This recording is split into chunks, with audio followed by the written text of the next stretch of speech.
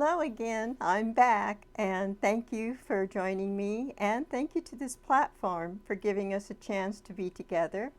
And could you please like and subscribe and share, and that would help me out. But other than that, I'm doing fine. God's looking after me, and like I always say, is bloom where you were planted, and that would make me most happy.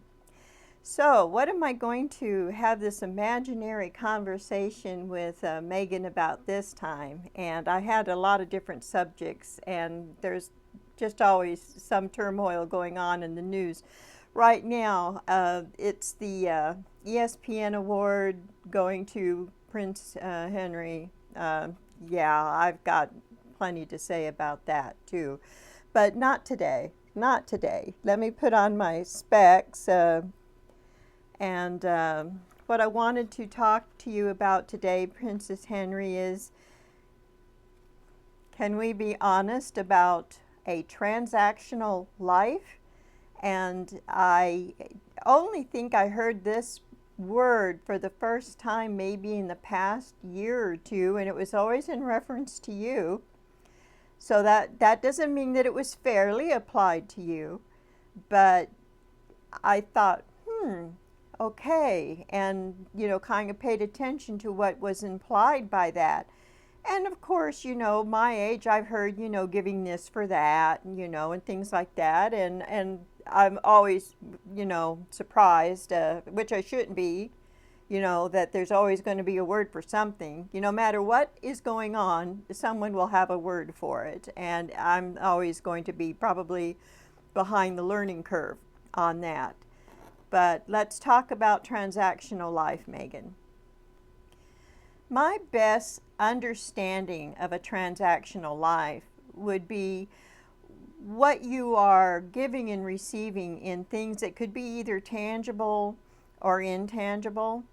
And that would be things that you can hold and see, or things that are really more of a mental or emotional, type of a situation.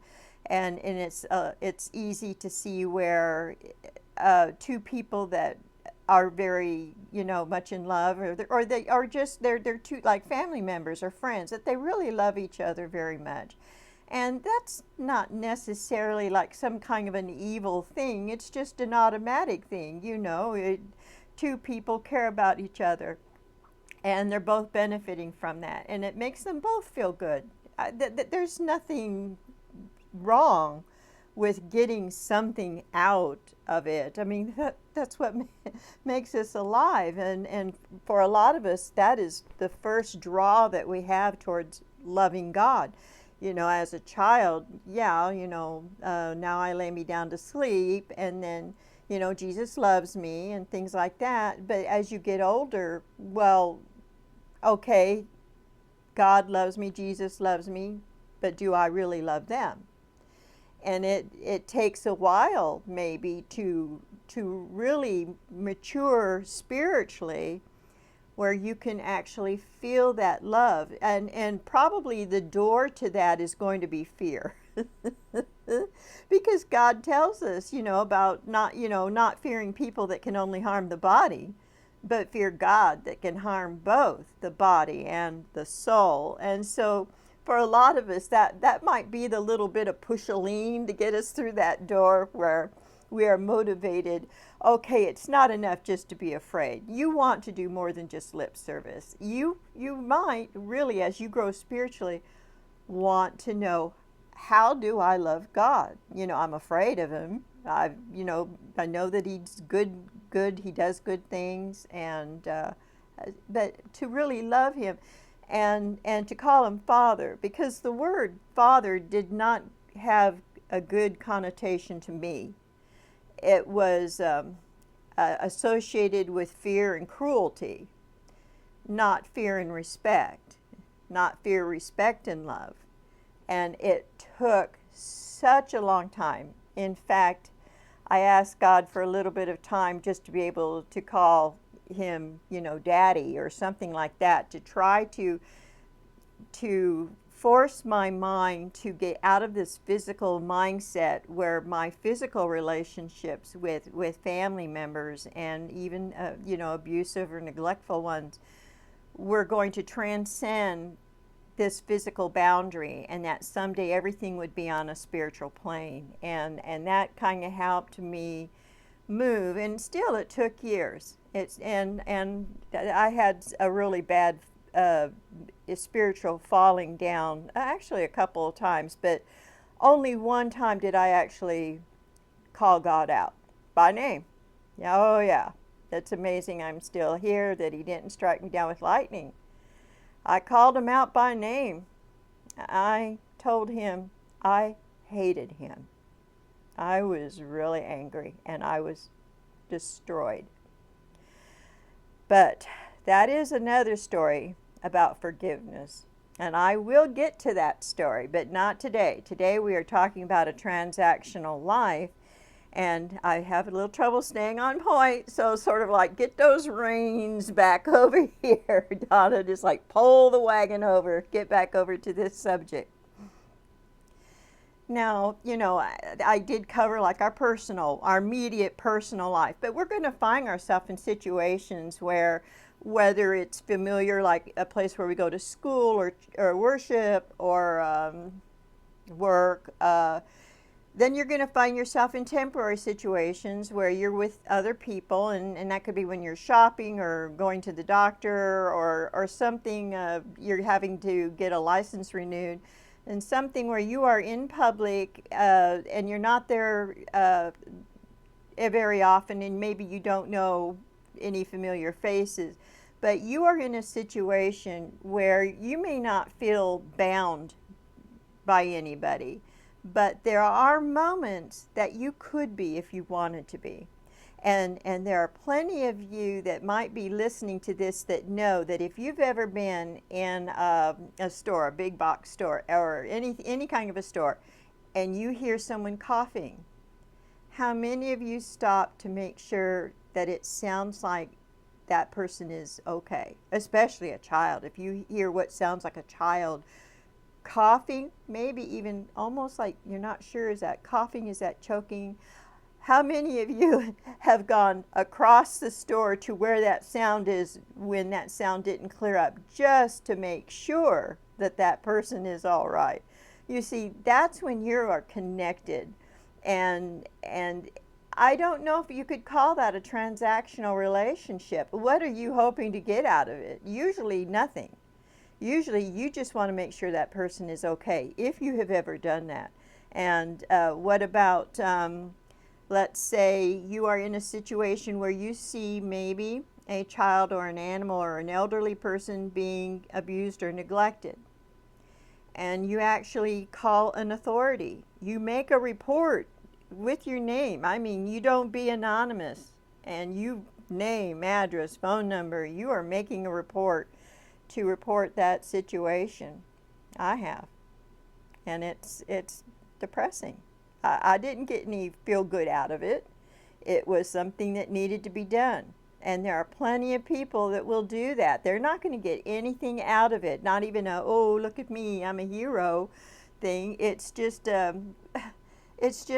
unpleasant. It's unpleasant to have to do that.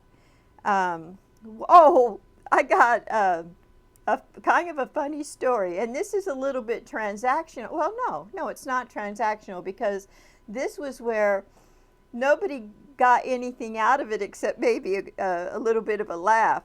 I was in this mall, and I don't usually use public restrooms, but I had to go. I was doing a walk. I was doing that morning morning mall walk, usually before the store opens, and you get to go in there and walk, and it's usually before the air conditioning is turned on too, I might add. So it's like, whew, hot in there. And so I had to go use the restroom, because at that time I was drinking a lot of water, water in, water out.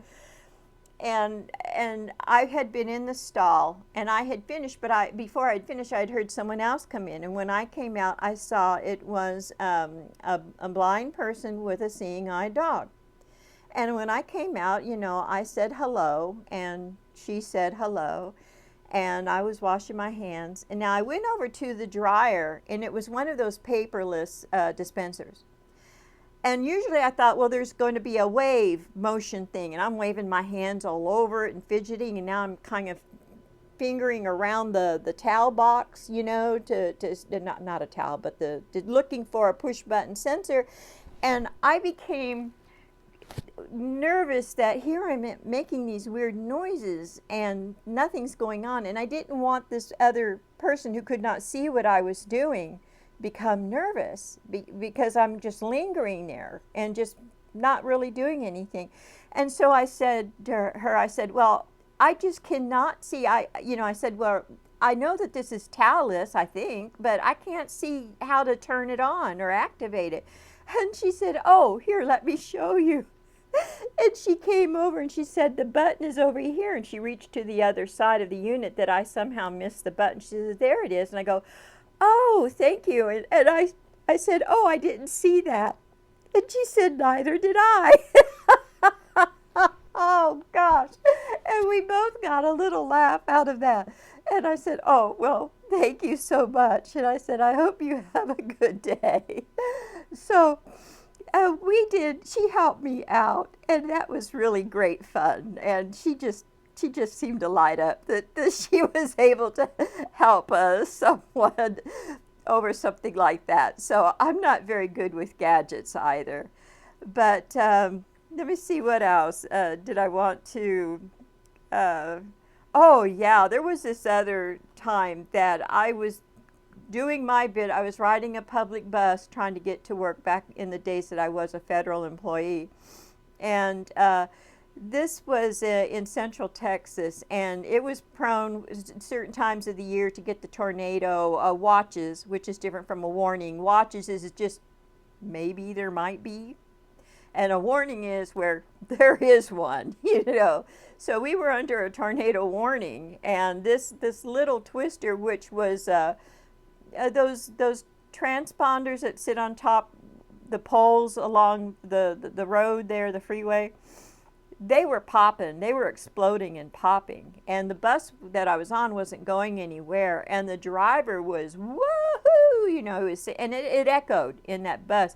Well, there was a child a couple seats behind me, and she was crying, and every time he accentuated another transponder blowing up, the girl would respond to that, and you're not supposed to leave your seat when you're in a public bus, but my goodness, there was a child behind me, and she was terrified, and he was making it worse. So I went up to the front of the bus, and I bent over, and I whispered in his ear, kind of, and I said, there's a little girl back there that is really scared, and every time you hoop and holler, you're making it worse for her, and I'd really appreciate it if maybe you just kind of a little more quiet about it. And he says, oh, and he had that rear view mirror thing up over his head, and he looked, in there, and he said, oh, okay. So I didn't get anything out of that other than this child needed a little bit extra protecting, and she got it, and everything calmed down, and we all lived happily ever after, right? Isn't that how stories are supposed to end? So, in fact, that's something I say, no matter what my husband and I are watching on TV, it doesn't matter. It doesn't win, lose, draw. It doesn't matter. I always say, and they lived happily ever after, ? And he says, oh, yeah, or he'll have something smart aleck to say about that. And if you want to get a wider circle of influence beyond our immediate settings, your town, your state, your country, and then, of course, globally. And then there's people who want us to think even beyond that. And, everything's so polarized. We're being pulled in two different directions, or we're fighting over toothpicks. The lines are being drawn. And it's been my experience, and I don't think I'm stealing this from anyone, but it's probably been said better than I can say it. It's that when you have two opposing forces, and between those two opposing forces, one gets the upper hand, that one with the upper hand looks like to the eyes that doesn't have the upper hand, that one is the aggressor, oppressor. And the one that is on the losing end is vulnerable, feels weaker, feels like that fight or flight mode kind of thing. And I'm over 65 and nothing has changed. The world is still like that. We're not going to change the world. There's going to be I'm up, you're down, that kind of thing. Them, us, you, me, that kind of thing, and then all the other pronouns in between. But I really seek for equilibrium. I know that it's just not realistic to look to totally remove what I call evil. There's times that I feel, oh yay, good triumphed over evil. And in that saying that, someone felt like they lost. And I'm not going to cry too much because some of the things that I feel were lost, like the people that, the belief system that contributed toward, let's say, World War II. There were winners and there were losers. And the people that won still today are celebrating that win over what was obviously evil. But there's a little bit of the sour grapes among a very small niche. Very small. But they're there. And frankly, I don't want to elevate them. But that just goes without saying that no matter what you feel like you've abolished or outlawed or overcome, there's going to be remnants of that left somewhere that feels like they're at the losing end, the vulnerable end. And that is not where I'm seeking equilibrium. But when it comes to things like what is making people feel vulnerable, we want to try to have some compassion, especially if it's over politics. Come on. I have my conservative beliefs. I know exactly why I believe the way I believe, and I understand that there are people, even in my own family, that feel totally opposite of me. It doesn't change that I love them.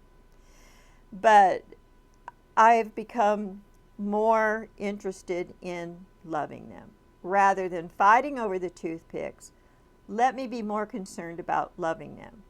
And so I guess what I'm trying to do is move away from a transactional life. Because when you are seeking a more loving life, love is not looking for a transaction. I know what some of you are thinking. Not that kind of love, okay? I'm talking about a Christ-centered love.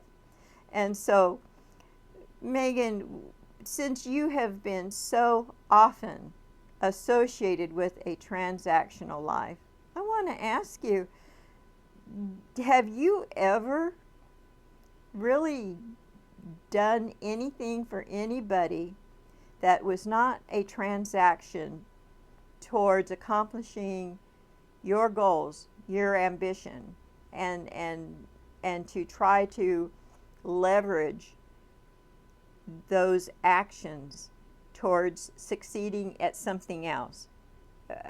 I know that you have this charity that's supposed to do good works, and my impression is that it only drops maybe a few thousand here and there and does a lot of talking. And I'm sorry, but that's the impression that you allowed it to give me. You were in control of its public image. And the public image is a lot of talk and really not much walk. And I would say that if you don't like that, then you are in control of changing that. You're not going to change me unless you change that first, and that's just the way it is. So, what intangible value, Megan, intangible, do you have to your circle of influence in your immediate relationships and family, intangible now, not net worth? to situations that you might find yourself in. And I guess as a citizen, you know, what value are you in terms of when you're with other people? Are you going to listen for that little child that's coughing or person coughing, choking? Are you going to go up there personally and make sure they're okay? If you see any abuse or neglect that's not in your own home, are you going to report that personally? So if you have a transactional based life and you are looking for something in return, that is something that is very short-lived, because you certainly can't take it with you. And I'm really hoping that you remember that for all your hard work, that everything that you're doing right now in this life is really nothing. It's nothing compared to eternity. And maybe you feel like you're still on the long end of the candle side, that you've just got time on your side. But you're not that young anymore. You're middle-aged. Now, I'm not going to say you're on the, like I'm on the short side of the short side of the end of the candle right now at my age. But you're middle-aged, and I hope that you start feeling that there's not as much time on your side that maybe you used to have. So let's see what else. There's been another saying that has been attributed to your mother, and that may not be fair, it may not be true, but it makes a point. Don't give it away for free. Don't give anything away for free. And I think most of us know exactly what it is, that this advice is rather tawdry and callous. Don't give it away for free. But when I was growing up, actually when I was a teenager, I heard it said, and I don't know who originated this, and I don't think this one word I'm allowed to say, but I'll spell it out. Women give, sex, for love, and men give love for sex. And that used to be a stereotype, of course, but it really held a lot of truth to it. And of course now we're not supposed to look at gender stereotypes. It's just kind of everybody out for everybody else. I'm reminded of that Annie Lennox song, Sweet Dreams. Sweet Dreams are made of this. It was a good song. It was a good video too. I enjoyed that. It's more true than ever. It is, and that's sad. I don't know if maybe it's always been that way and we're just more open and honest about it. Maybe that's part of it. I am thinking of only one person that ever walked the earth that was completely, perfectly selfless and perfect love, perfect truth, and he was crucified for it, which isn't much of a poster for going out there and following after him. But I would hope that you remember that somewhere in your busy, busy mind, in your busy plans, that you remember to follow after that light and to follow after that type of love. And if you do become more love-centered, you might find less of an impulse to be transaction-centered, and hope that you see the real value in being a little more common, a little less elite, and be someone that any of us could feel would watch our back, rather than us feeling like maybe we better watch our wallet. Or as someone might, this thing about Princess Catherine of Wales and her daughter Charlotte, I don't know what happened, but I'm under the impression nobody in the royal family will ever allow you near their children ever again. And I don't know if that's fair or not, but that's what the word on the street is, as if I ever knew what the word on the street is. And that could be unfair, but that's what's going around. And I think that you're probably aware of the term useful idiots. And when you live a transactional life, I am sure that you have met useful idiots that will follow you blindly, and those that are very discerning and they really do believe in you. But I kind of think that in order for you to really make an attempt at accomplishing your goals, that you are probably fully capable of using what most people would describe as a useful idiot and leveraging them to the fullest extent that you can leverage them to accomplish your goals.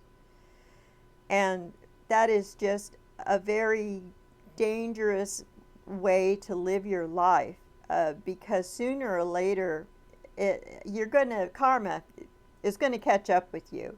And for each person that you have used without any real thought, concern, or care for that person as a living soul that just loves you and cares about you and wants so much for everything to go good for you, and if you are not equally concerned about that person, but you just found them that they were useful, that they help accomplish your goals, and you just use them, toss them aside, and oh yeah, isn't there a phrase, being markled? Yeah, that probably made it in some dictionary somewhere. Whether that's fair or not, it's there. I didn't put it there. I didn't. But somehow you have led such a life that it just spontaneously, almost took on a life form of its own. And the people that follow you and maybe feel used by you, they're going to know firsthand what that feels like. And I hope that you remember that, are you slowly becoming, or have you become, the useful idiot to someone else's agenda? That they can manipulate you in such a way that they just know that you're like a moth to a light. All they have to do is shine a little spotlight over here, and there flies Megan. She's over there. And like in the opening of an envelope, almost they shine a light, a flashlight on an envelope, and a few times, and there you are for the opening. Don't fall for that, because if you use people, you're going to be used by people that are much smarter than you and me put together. They are so smart. They are so tactical, that they know so much more about using and manipulation than you could ever even dream of. I just know that, and if you think that you can outsmart those people, you are playing a very dangerous game, young lady. And for your own sake, get out of that mess. Get out of that rat-infested nest of manipulation that you have been following, this trail of breadcrumbs that someone else has laid down for you. And there's so much more to your life. There's so much more that you're capable of.